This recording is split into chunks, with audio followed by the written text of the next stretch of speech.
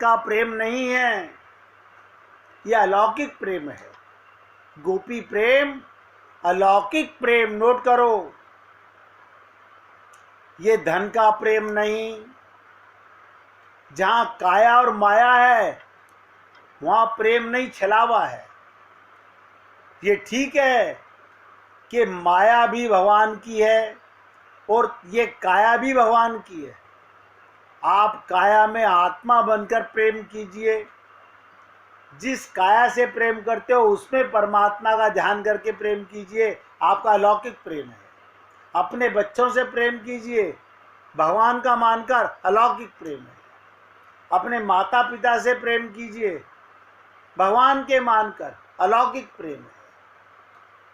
अन्यथा जो अपने को शरीर मानता है वो सब लौकिक सांसारिक प्रेम में, समाप्त होने वाले प्रेम में लिप्त है। अलौकिक प्रेम पर एक लीला सुन लीजिए, फिर आगे चर्चा करूंगा। भगवान श्री कृष्ण द्वारिका जाकर जब राजा बन गए, स्वाभाविक है राजकाज के लिए समय देना पड़ता है। राजा बनोगे तो स्वयं भगवान ही जिन्हें राजा के रूप में मिल गए हों, उनकी प्रसन्नता की तो कोई सीमा ही ना हो। क्या मतलब, सारे द्वारिका वासी दिन भर उन्हें घेरे रहते। जैसे ब्रजवासी गोपियां भगवान चले गए गैया चराने, लेकिन उनका मन कृष्ण को घेरे रहता है। आप कहेंगे तो क्या हम घर का काम ना करें? मैं बता देता हूं, आप घर का काम करो, परिवार का काम करो, मगर भगवान का मान के करो तो भगवान में घिरे हुए हो। तो द्वारिका वासी दिन भर भगवान को घेरे रहते। जो एक एक बार दर्शन कर लेता वो तो जाने का नाम ही नहीं लेता, बार बार आता। प्रभु मना कैसे करें और क्यों करें? आप बताइए। कभी मंदिर में से किसी मूर्ति ने आपको कहा वापस जाइए? आप सोच के देखिएगा, किसी मंदिर में मूर्ति ने आपसे कहा वापस जाइए?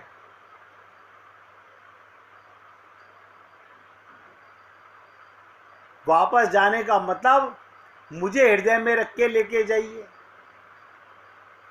तो ब्रज से दूर, बहुत ध्यान से सुनना, ब्रज से दूर भगवान श्री कृष्ण हमेशा अकेलापन महसूस करते। कमाल है, सारे द्वारिका वासी घेरे हुए हैं लेकिन उनको अकेलापन महसूस हो रहा है। क्या कारण था?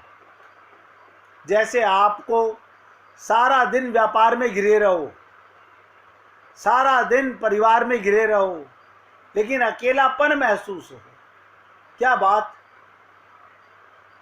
मन नहीं लग रहा, शाम को सत्संग सुनना है, उसकी आग है मन में, सुबह से ही जागते ही।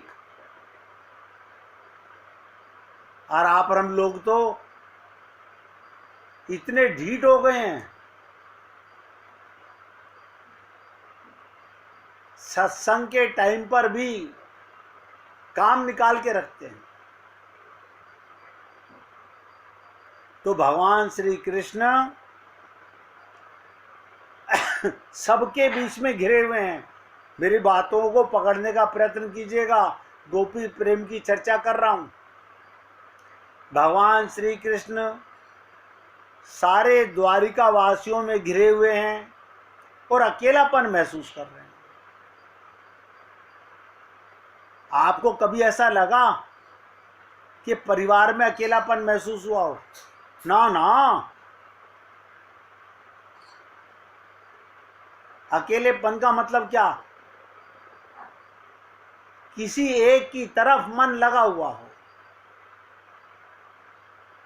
भगवान का मन कहाँ रहता था? उन्हें गोकुल और ब्रज हमेशा याद आता। यानी 16,108 पत्नियां और करोड़ों ब्रजवास वहां पे द्वारिकावासी सब भगवान को घेरे हुए हैं और भगवान को सदा गोकुल और ब्रज याद आ रहा है, गोपियां याद आ रही हैं। ये गोपी प्रेम है।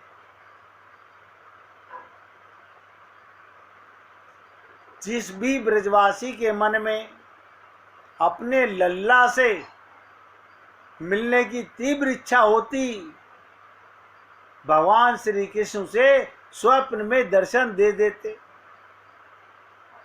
हमारे को तो मन में इच्छा होती ही नहीं। हमारे मन में क्या इच्छा होती है?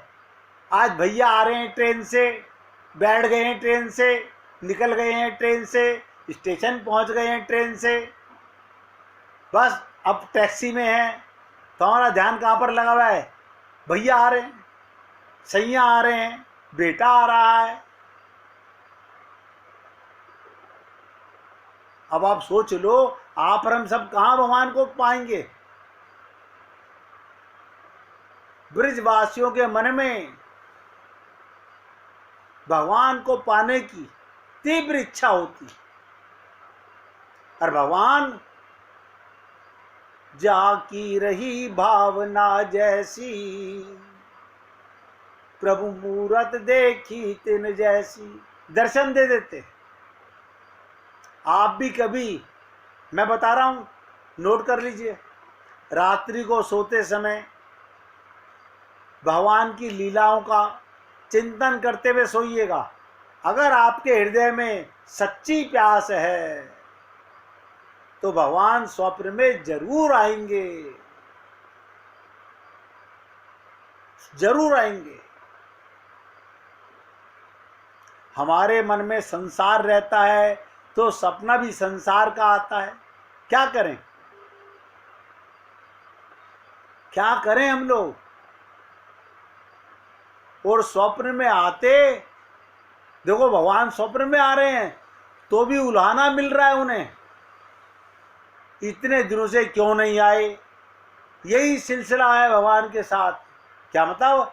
भक्त और भगवान वैसे तो दूर दूर थे। क्या मतलब? शरीर से दूर होना अलग बात है।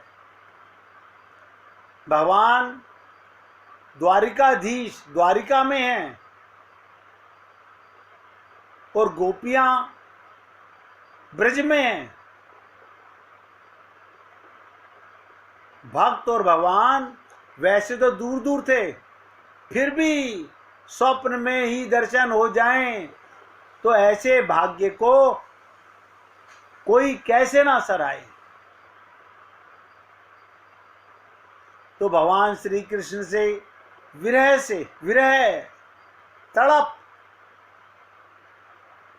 सबसे ज्यादा व्याकुल तो राधा रानी को थी। बताइए, राधा 24 घंटे कृष्ण के सांसों में, हृदय में रहने वाली, लेकिन व्याकुल हैं।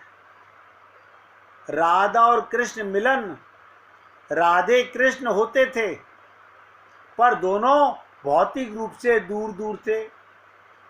राधा के मन में सदा कृष्ण और कृष्ण के मन में सदा राधा। क्या आप और हम लोग ऐसे कभी होते हैं कि सदा परमात्मा के साथ, अपने गुरु के साथ, भक्तों के साथ रहते हो? ना ना, हमारा तो ये हाल है, जहां देखी तबा परात, वहां बिताई सारी रात। सब नौटंकियां कर रहे हैं। सुन लीजिए, एक दिन की बात है, राधा रानी अपनी सखियों के संग कहीं बैठी थी। अचानक एक सखी की नजर राधा जी के पैरों पर चली गई। राधा रानी के पैर पर चली गई। क्या मतलब? पैर में घाव के खून बह रहा था। आप देखते हो ना, अगर कहीं चोट लग जाए तो, नखून भी लग जाए तो खुरंड आ जाता है बाद में, तो वहां से खून बह रहा है। एक सखी ने देखा, अरे राधा के चरणों में खून बह रहा है। राधा जी ने गोपियों को बहलाने का प्रयास किया पर सफल नहीं हुई। किसी ने भी उनकी इस बात को विश्वास नहीं किया। प्रश्नों से भाग रही थी राधा रानी। अब पलटकर फिर से प्रश्न शुरू हो गए। सखियों ने कहा, यदि घाव कान्हा के पैरों के नाखून से हुआ हो, बहुत ध्यान से सुनिएगा, सखियों ने कहा यदि ये घाव कान्हा के पैरों के नाखून से हुआ हो तो अब तक सूखा क्यों नहीं? कान्हा तो गए, कई बरस हो गए, इतने में तो कोई भी घाव भर जाता। राधा रानी से गोपियों ने कहा, देखो कुछ छुपाओ मत, हमसे छुपा ना सकोगी, आज नहीं तो कल पता चल ही जाएगा। अच्छा है आज ही बता दो। राधा जी समझ गईं कि वो सखियां हैं जो 24 घंटे प्रेम का प्याला पिए रहती हैं, मत वाली हैं ये प्रेम में, ये सांसारिक नहीं है, ये कृष्ण की प्रेमिकाएं हैं। राधा जी समझ गईं कि सखियों को आधी बात बताकर बहलाया नहीं जा सकता, वो तो अपने कन्हैया से आज ही रात स्वप्न में पूछ लेंगी। ध्यान से सुनो, मैं किसे झूठ बोलूंगी, ये तो रात को कन्हैया से सपने में आएंगे, पूछ लेंगी, बात तो खुली जाएगी, इसलिए बता ही देना चाहिए। प्रेम की पीड़ा, ध्यान से सुनो, प्रेम की पीड़ा शरीर की पीड़ा अलग होती है। प्रेम की टीस, प्रेम का दर्द, प्रेम का एहसास बहुत अलग होता है। जिसको होता है उसे पता चलता है। तो राधा जी ने सोचा इनको बताना पड़ेगा। राधा जी बोली, घाव सूखता तो तब जब मैं इसे सूखने देती। क्या कहा राधा जी ने अपनी सखियों से, इस घाव से जिससे खून बह रहा है इसे मैंने सूखने नहीं दिया, ये सूखता तो जब मैं इसे सूखने देती। मैं रोज अपने नाखून से इसे कुरेद कर हरा कर देती हूं। ये प्रेम की टीस है, ये प्रेम की याद है, पीड़ा नहीं, इसे पीड़ा नहीं कह सकते, ये प्रेम का मिठास है। लोग कहते हैं पीड़ा, पीड़ा नहीं, जो दुख दे वो पीड़ा, जो सुख दे वो अमृत। यानी राधा के चरणों में जो भगवान श्री कृष्ण के पांव के नाखून से लगा हुआ जख्म है वो राधा ने भरने नहीं दिया। सारी सखियों की आंख फटी रह गई ये सुनकर। ध्यान से सुनो, सारी सखियों की आंख फटी रह गई ये सुनकर कि राधा खुद इसको कुरेदती है। राधा जी घाव को हरा कर रही हैं। ये तो बड़ी विचित्र बात है, ये तो विचित्र बात है। अब ये किसी को क्या पता, ये प्रेम की बातें या वो जाने या मैं जानूं।